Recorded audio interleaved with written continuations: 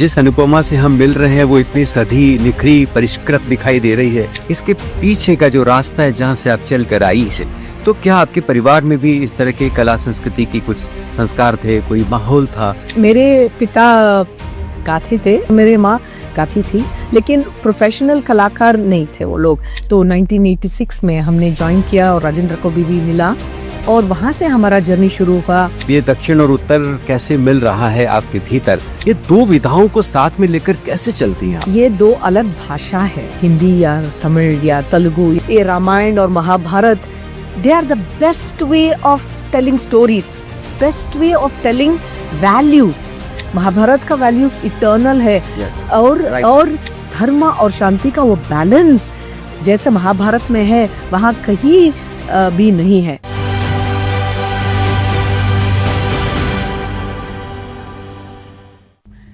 नमस्कार, वीर भारत न्यास सांस्कृतिक संवाद की इस महत्वपूर्ण कड़ी में आपका स्वागत है, आपका अभिनंदन है।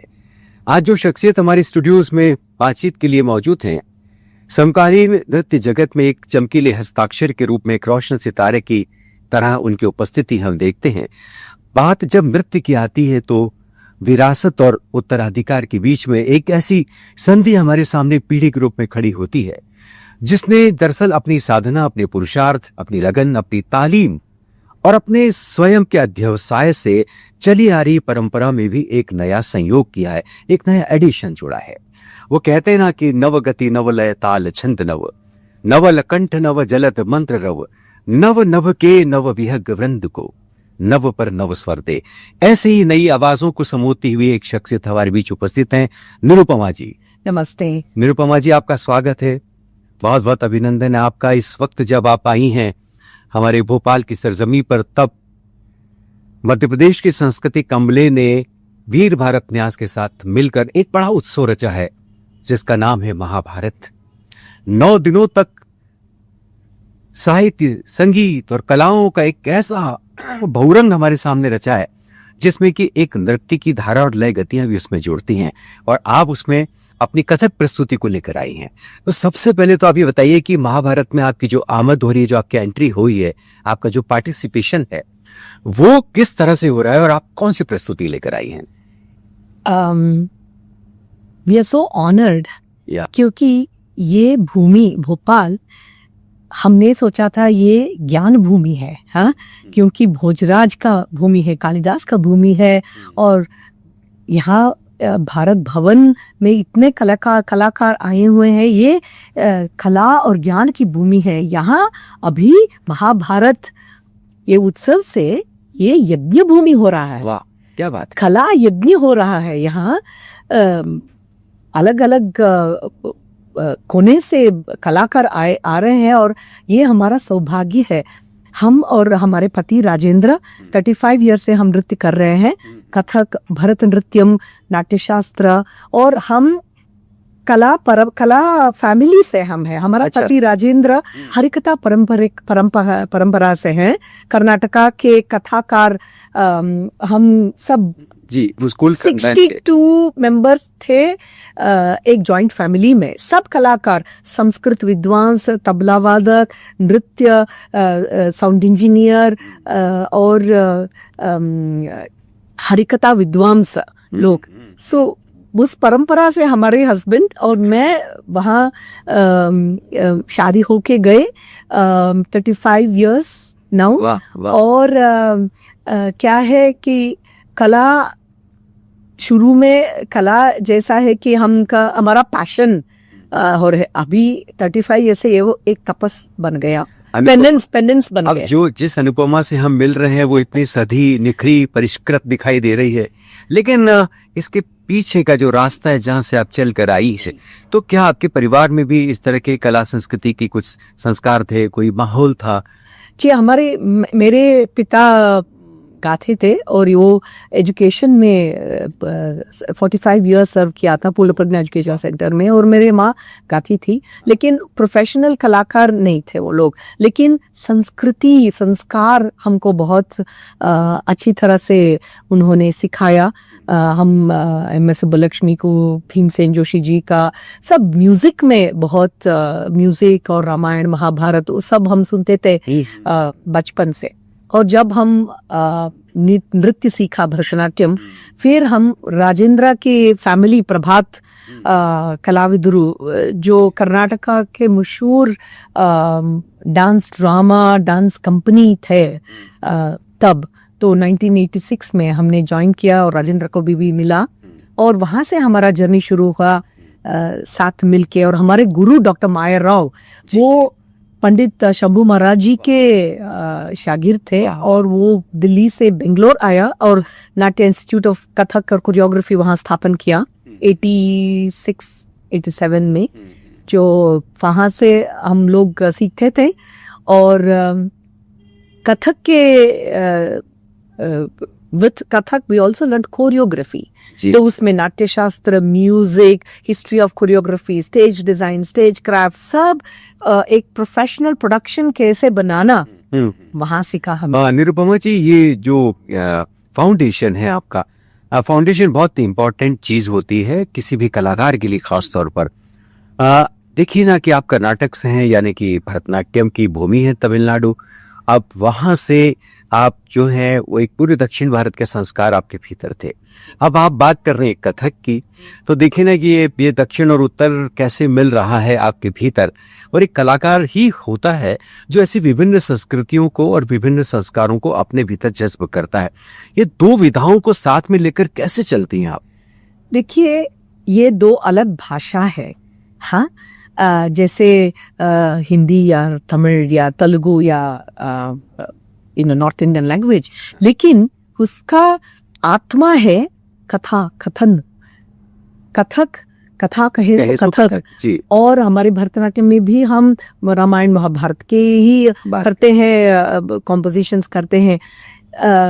तो हमने जब हम नाट्यशास्त्र सीखा तो उसमें संस्कृत थिएटर को कैसे स्टोरीज में स्टोरीज प्रस्तुत करना, ये हम सीखा। तो सब क्लासिकल डांस में, कथक या भरतनाट्यम या नाट्यशास्त्र में, उसका आत्मा है रस और इमोशन जी। तो हम उसको पकड़ा, बहुत अच्छा, वाह, उसको पकड़ा। तो ये रामायण और Mahabharat, they are the best way of telling stories, best way of telling values.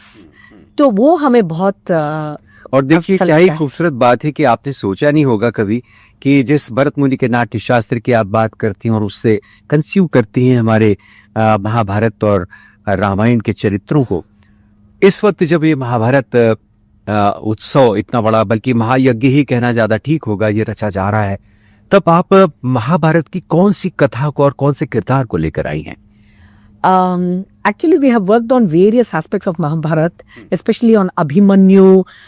हम बहुत अलग तरह से कोरियोग्राफी किया है, लेकिन आज का प्रस्तुति महाभारत उत्सव में हम एक big production, Krishna fire to frost, जो महाभारत का आत्मा है, वो Draupadi, she is the representative of dharma, the one who held धर्मा।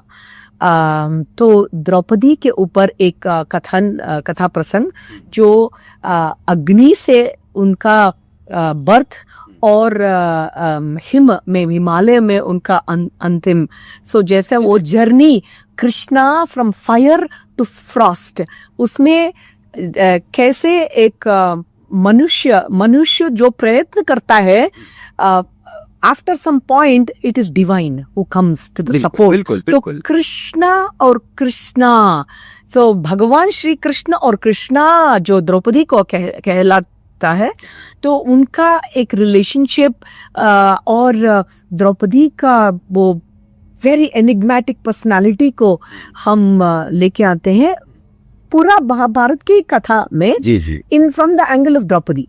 वाह, क्या बात है। केंद्र में उसके द्रौपदी की कथा है, लेकिन आप पूरे महाभारत का एक पूरा का पूरा परिवेश उसमें रचने की कोशिश करते हैं।